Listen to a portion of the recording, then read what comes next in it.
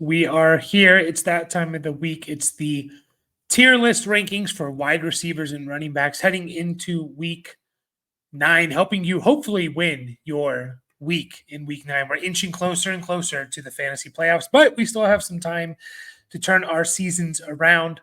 If you're new to the channel, make sure to like and subscribe. Help us get to 800 subscribers before the end of the month. If you've seen these before, you know how we do it. We make a tier list going into week 9 of guys, and we kind of tier people together, not necessarily by, tier 1, tier 2, tier 3, but more group them together into the type of players they are or the situations that they're in. Hopefully it will make sense as we go along.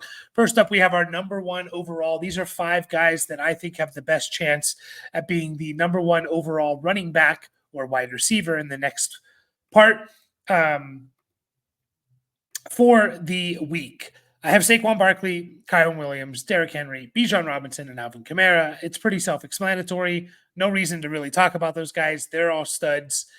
They're all top fantasy running backs, and that's why they're in this list. Our next tier, we have our no-brainers tier, and running backs are so good this year.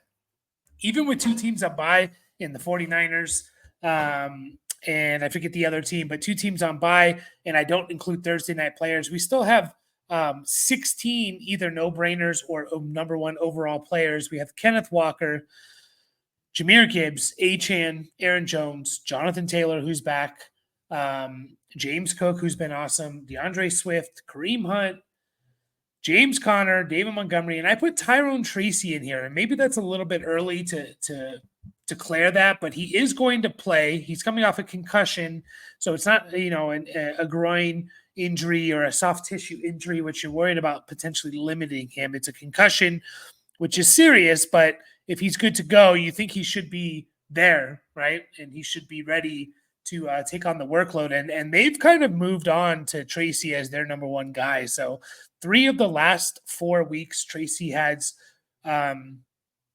18, 17, and 20 carries. He has 1, 6, and 2 catches. He also has a 3-catch game. He has 2 total touchdowns in the last 4 weeks. So he's kind of their guy. I expect him to get 18 touches with 2, 3 catches or more, and kind of be, a good starter for you this week in fantasy football.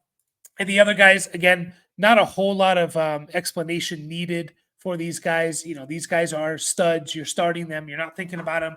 And if you have to think about it, that means you have multiple guys, 3, 4 guys in the number 1 overall or no-brainer tier, and your team is probably sitting pretty at this time. So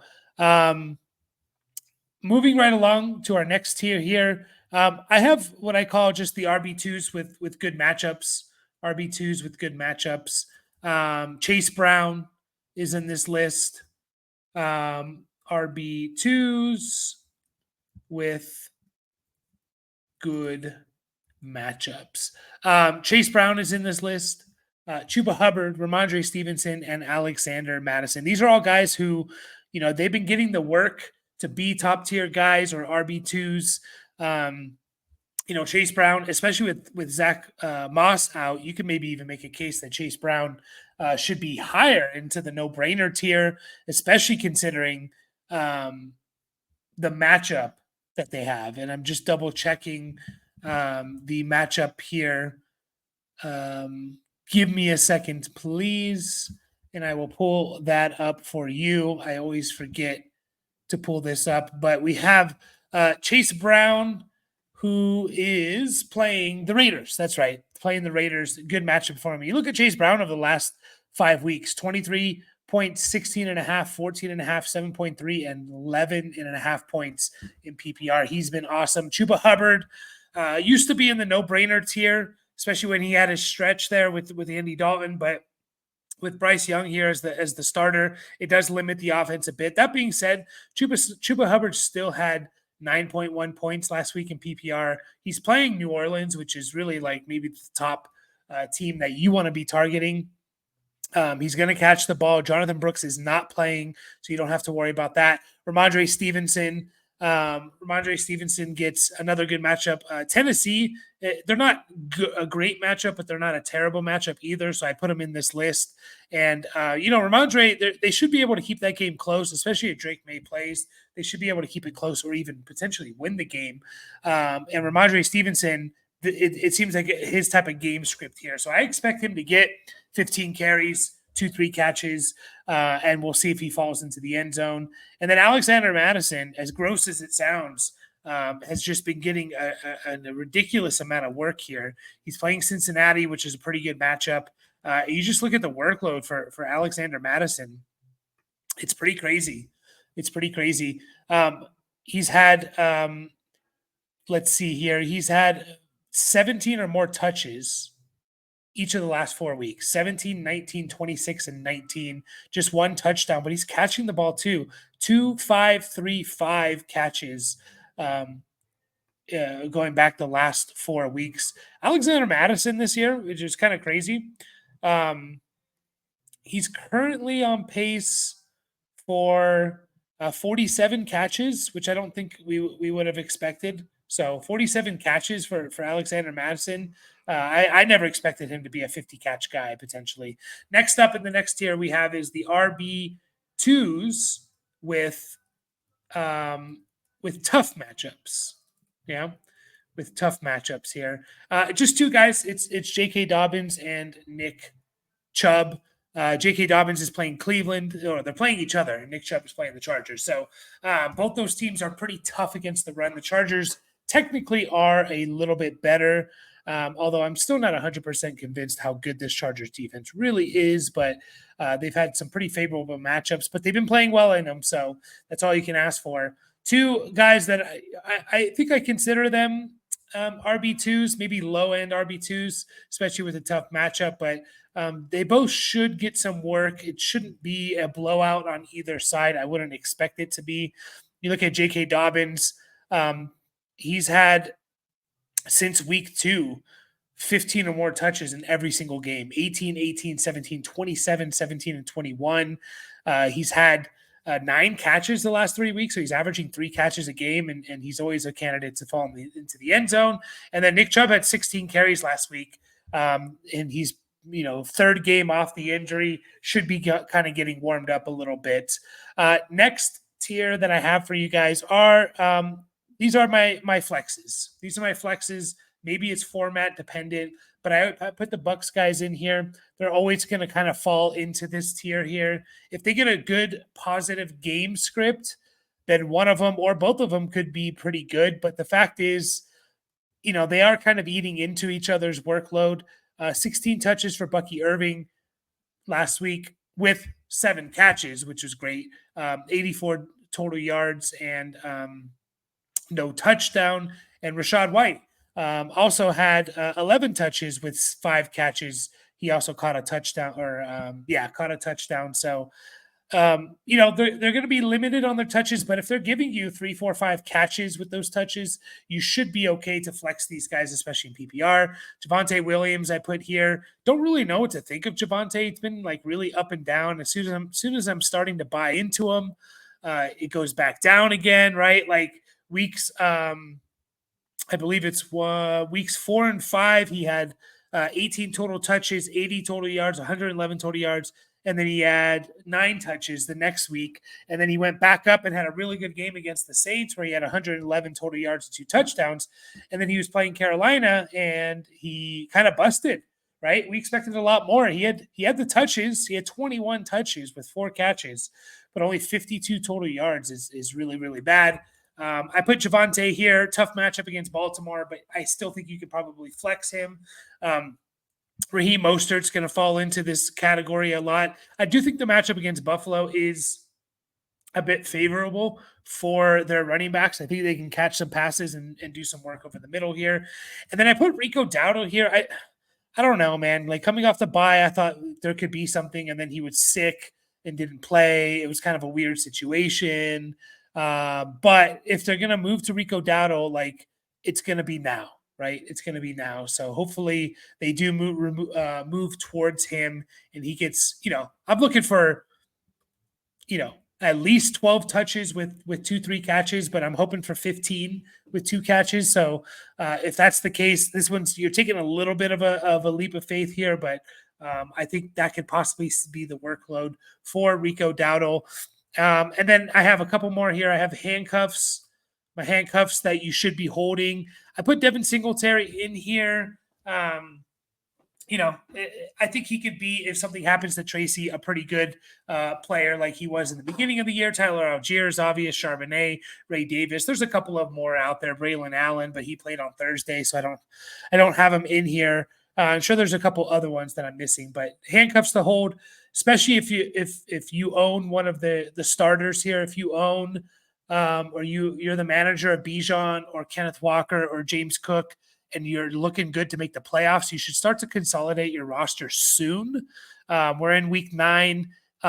You should have a pretty good idea. Like if you're 6-3, 7-2, 8-1, 9-0, you're probably going to be making the playoffs with 10, 11, 12, 13, 5 weeks left, right? Especially if you're, 7-2, 8-1, 7-2 or better. You should be making the playoffs. You can start to think about consolidating your roster, especially as we get through these bye weeks. And just kind of protect yourself. So last up, we have the injury list here, and just guys that are injured and are kind of like questionable game times decisions, and kind of talk about where I would put them if they do play. To me, Tony Pollard is in the no-brainer tier.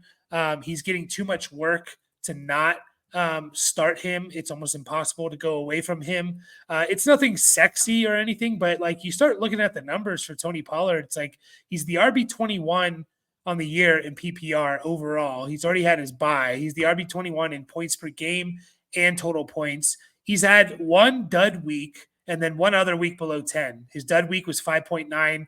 The other week below 10, 8.5. And then everything else for Tony Pollard has been above 15 points, just about above 15 points, except for one 14.7 week. And again, you just start looking at the total work that he's getting, right? Like he has 600 scrimmage yards in 7 games, which, obviously is a little bit less, but so basically what that's telling you is he's on pace for almost 1,500 total yards. The touchdowns aren't quite there for Tony Pollard, but he's on pace for 7 touchdowns. And he's looking at about we're looking at about 50 catches. So almost 1,500 total yards with 50 catches and 7 touchdowns. He's having a great year.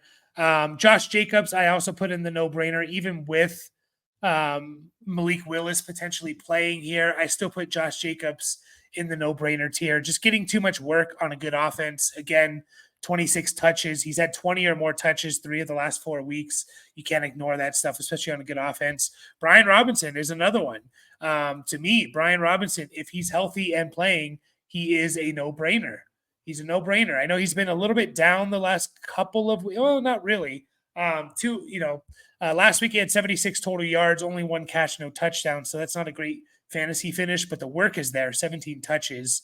The week before he had 12 touches with 70 total yards and a touchdown. So I'm starting Brian Robinson if he's there. It just shows you how deep running back is this year, especially against the Giants for Brian Robinson. Austin Eckler, I can still throw into the flex category. It's not as sexy, especially if Brian Robinson's out. I think he's a flex. I can flex him in PPR. I'd like to see him get north of 10 touches with 3-4 catches, which he hasn't gotten the last couple of weeks, but it's something to pay attention to. And if Brian Robinson's out, you could probably flex him. If he's in, I don't really want to start him. And then Tank Bigsby and Travis Etienne. So tough here. I would say Bigsby, if no ETN, is an RB2 with a tougher matchup against Philly, who I think are kind of turning things around. ETN, like I'll throw him in the flex if he's playing, and I'll throw both of them in the flex if they're both playing, right? And if I think they're both actually injured, but if ETN's by himself, then I'd swap him here. So if they're both playing, they're both flexes. If one of them's out, they're both in the RB2s with tough matchups. So that is my list for running backs. Going to go into the wide receivers here. Starting off once again with the number one overall. It's the guys It's CeeDee Lamb, Justin Jefferson, Jamar Chase, Amon-Ra St. Brown, AJ St. Brown. AJ Brown is what I'm trying to say. Not much analysis you need there. Those guys are awesome. No brainers. It's Tyreek Hill, especially with Tua back. Malik Neighbors, he's getting so many targets. I know he had a down week last week. Just double checking his numbers here, but he had so many targets, if I remember correctly. 13 targets, 7 for 71. Like those are kind of like his low games, really, is what it's starting to look like. So I like Malik Neighbors, Cooper Kupp, obviously, Terry McLaurin, surprise, surprise. Terry McLaurin is the wide receiver 9 on the year. The wide receiver 9. And he started off the year pretty poorly, 3.7 and 8.2. Since then, he has one game under 15 points, and it's 13.5 points, which is still good. Chris Olave, Devontae Smith, and Drake London. These to me are no-brainers. I know some people might look at Olave like, really? Is he really a no-brainer? But it's just like, especially with Derek Carr potentially coming back. Let's see what the Saints injury report is. But I think I heard that Derek Carr could be coming back here. Derek Carr, limited. So we'll see if he's back. Even if he's not, Chris Olave had 14 targets, 8 catches for 107 yards. So I'm definitely starting him. Next tier I have here, wide receiver 2s with upside. You can make an argument that these guys are all kind of no-brainers. Marvin Harrison Jr. is coming off a good game, but I just want to see I want to see some consistency before I put him into the no-brainer tier. Like give me 2 really good weeks back to back, which we haven't seen from Marvin Harrison. We've seen, he had his big breakout game of 130 and 2 touchdowns, and then he had touchdowns in the next 2 games, but it was on 64 and 45 yards. We haven't seen like a huge game. His highest catch total this year is 6, which was last week. His highest yardage is 130, but he's only been over 100. He's only been over 70 yards receiving twice. And then, he has, what does he have? 5 total touchdowns, which is good. But I want to see back-to-back really good weeks where I want to see like a monster 10-catch type of game. I think it will come, but until that does come, I'm going to put him in this wide receiver 2 with upside. DJ Moore is tough. DJ Moore is really, really tough. Like he hasn't really had that big breakout game. Only one game over 100 yards. It was a big game, 5 for 105 and 2 touchdowns, but he's been pretty disappointing most games, right? 5 for 36, I'd say, is disappointing. And then the last 2 weeks, 4 for 20, 2 for 27, another week of 3 for 22. He did catch a touchdown, but, it's just, I think he's still a wide receiver 2 with upside. On the year, he's just outside of the wide receiver 2 in total points. If I remember correctly, they have they play Arizona, which should be a pretty favorable matchup. So I'll put him in here. Zay Flowers, I put in here as well. I'm not too worried about Deontay, especially week 1. And I still think Deontay and Flowers can kind of work in tandem together a little bit, depending on how they use Deontay. If they use him a little bit more down the field and keep Zay Flowers in his role. I hope they keep Zay Flowers in his role because I love to see 2 of the last three weeks. 9 for 132 with 9 targets, 7 for 115 with 12 targets. He does have a dud game in the middle there. He's always a candidate to get a touch or, a carry or 2. He has 5 games this year, 5 of 8 games where he has a carry. So he's always a candidate to give you 10, 20 yards on the ground. I'll still put him here with a favorable matchup for them as well. When they go and play it's not super favorable, but the Broncos, I think Zay Flowers can do some work there. And then Josh Downs. Josh Downs with Joe Flacco, I think, is a wide receiver too with upside. You just look at what the guy's done. Like, look what the guy's done with Flacco, and it's awesome. And I think he's potentially a better receiver than Pittman, but 4 for 109 last week for Downs, and that was not all with that was with Richardson. With Flacco, I think he had 7 for 66 and 9 for 69, I believe, is the 2 weeks he was with Flacco. So to me, he's a wide receiver too with upside, and again, kind of in a sneaky way, he's wide receiver 27 on the year, and he missed 2 weeks, which is kind of crazy. In points per game, Josh Downs is the wide receiver 21, so he's a wide receiver too. Next up, I have more wide receiver twos here. They're kind of like the safe guys, I would say. Not necessarily safe, but I shouldn't say safe, but I don't know if they have super high upside. Now, I think 3 of these guys are safe. I think Darnell Mooney, Ladd McConkey, and Khalil Shakir are pretty safe in my opinion. Darnell Mooney is the wide receiver 23 on the year. He's been awesome this year. I think he's almost guaranteed to give you probably 4 catches. He has I'd say 3 catches. He has 1 game where he doesn't have at least 3 catches. So he feels a little bit safe. There's obviously some upside there, but there is some safety as well. Ladd McConkey seems to be coming on a little bit. He also 4 straight weeks of at least 4 catches. Has only had 2 games under 4 catches this year. So he should be pretty safe for you. Khalil Shakir has been awesome.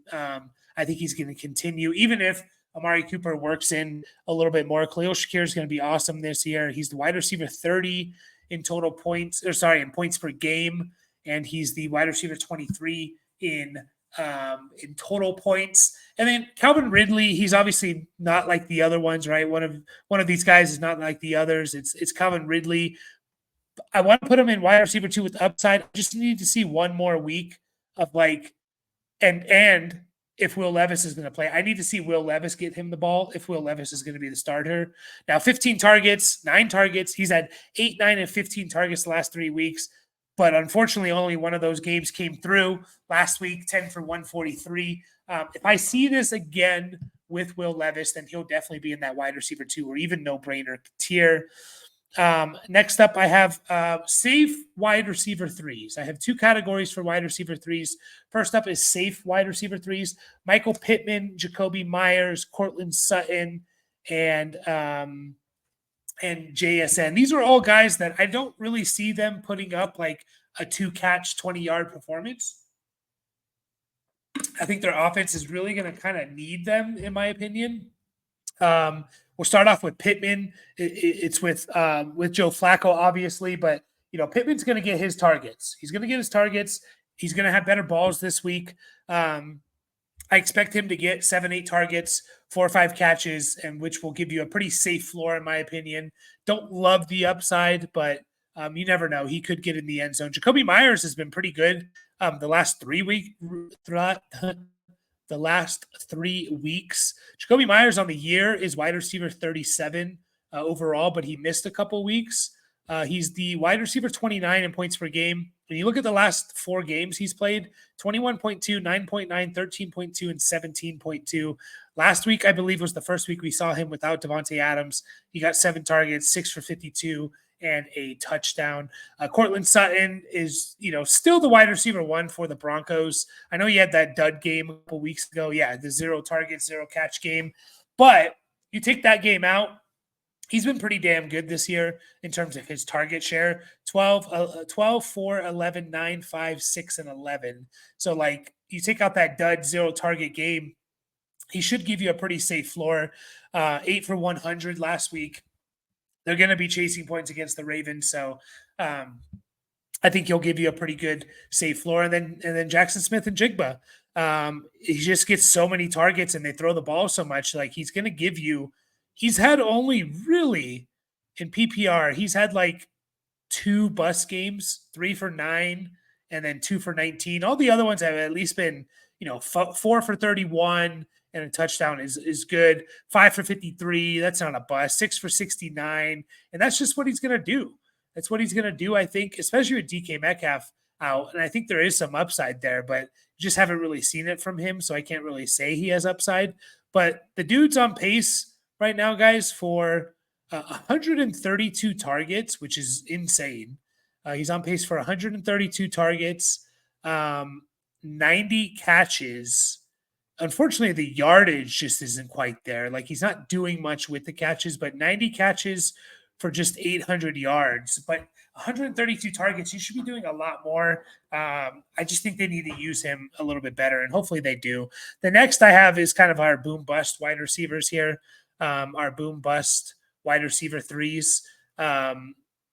It's Xavier Worthy, who I know a lot of people like to kind of crap on Xavier Worthy for whatever reason. He's having a pretty, like, you look at him and Rashee Rice's season up until this point.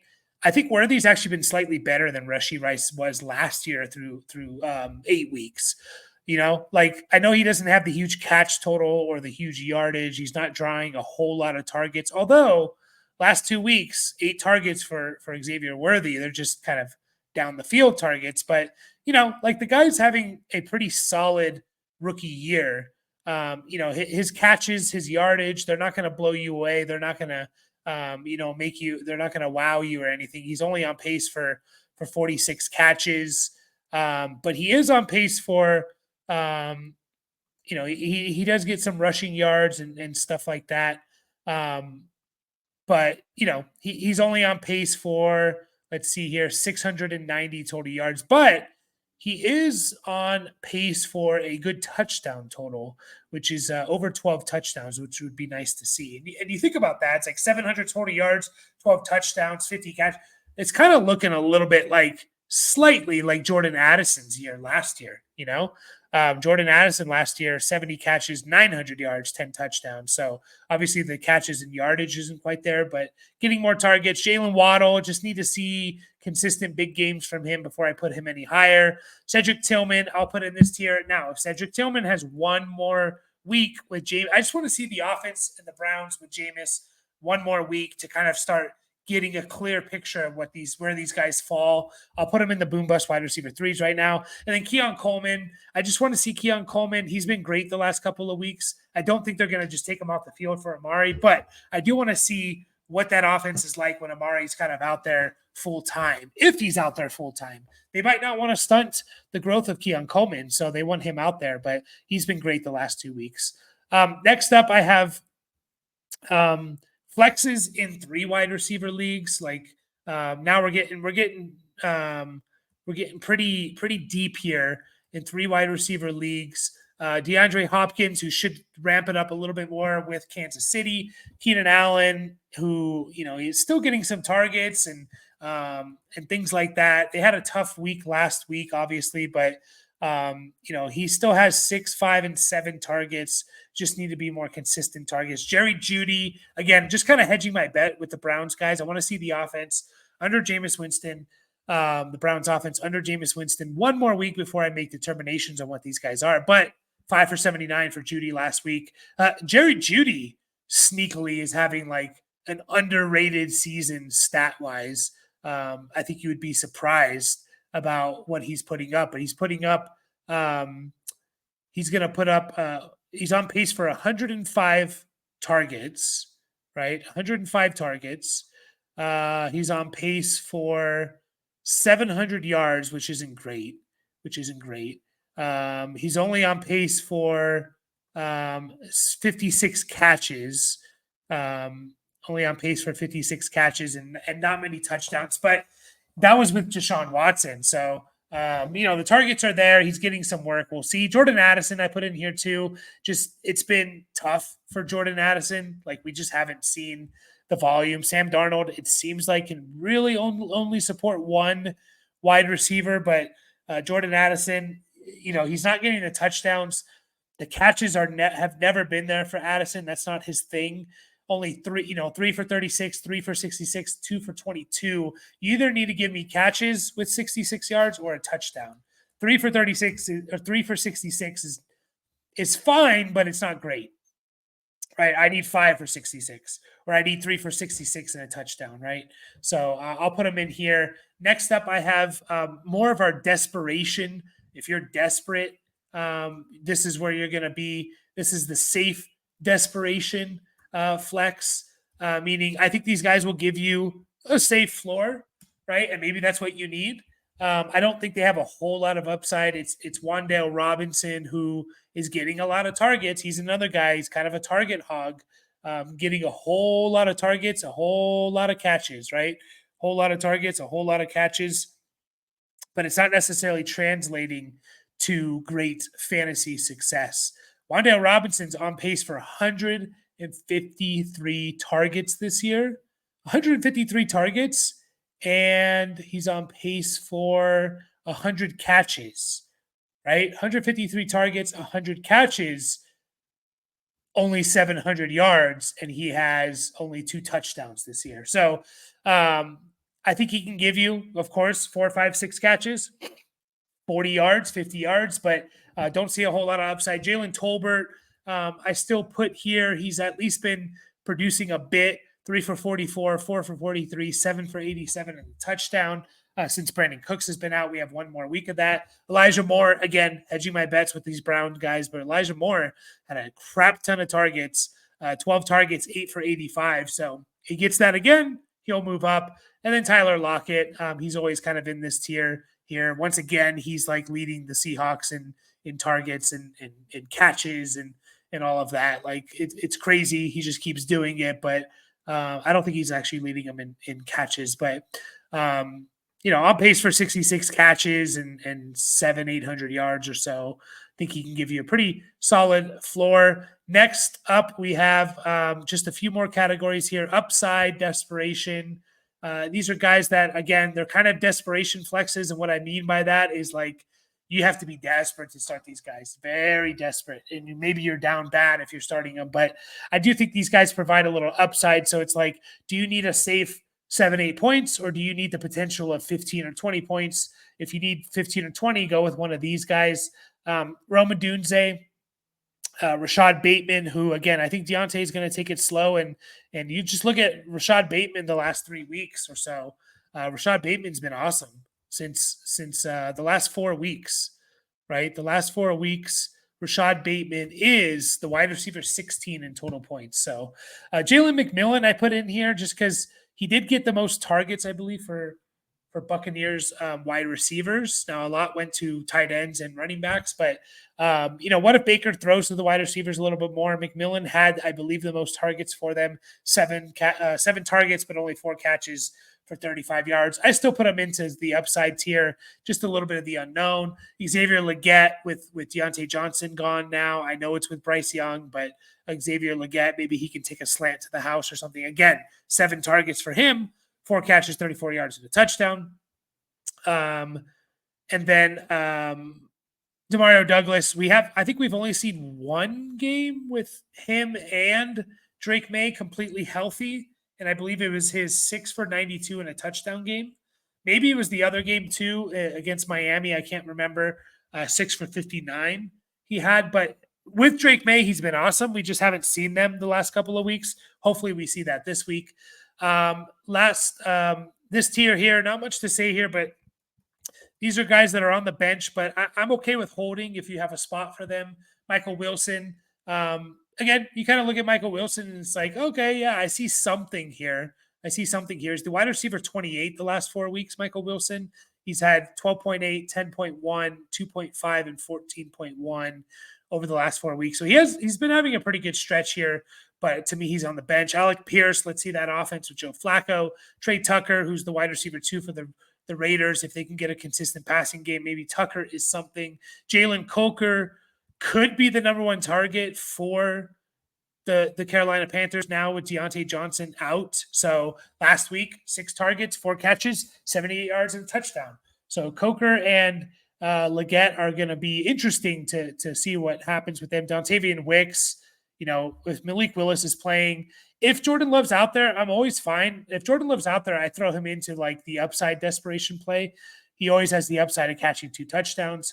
And then Darius Slayton as well. What if he gets traded is kind of the big reason here. But man, when Darius Slayton gets the ball and they throw him the ball, he's pretty awesome. Like, he's good. He's a good player. I wish they would throw him the ball more, but he has his last 4 games, 11 targets, 8 catches, 122 yards and a touchdown, 11 targets, 6 catches, 57 yards, and then a down game, 3 targets, 1 catch, 11 yards, and then last week, 7 targets, 4 receptions, 108 yards. So I'm fine with holding him, especially if he gets traded. And then we have our injury guys here, some injury guys to talk about.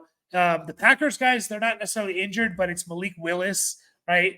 It's the dependent on Jordan Love. That's the injury we're talking about here. If Jordan Love's playing, I put Jaden Reed into the no-brainer tier. I put Romeo Doubs into the flex in 3 wide receiver leagues. And then I put Christian Watson into like that boom bust wide receiver 3 player. If Jordan Love's playing, Amari Cooper, if he's out there, I'll put him into that. I'll put him into the safe wide receiver 3 category. I think he's going to get some targets here. And then Brian Thomas, I'll also put into that wide receiver 3 safe, just because he's in a little bit tougher matchup. So there you have it, guys. That is the week 9 rankings. Hopefully that will help you win your week. Appreciate you all watching, and I will catch you all in the next video.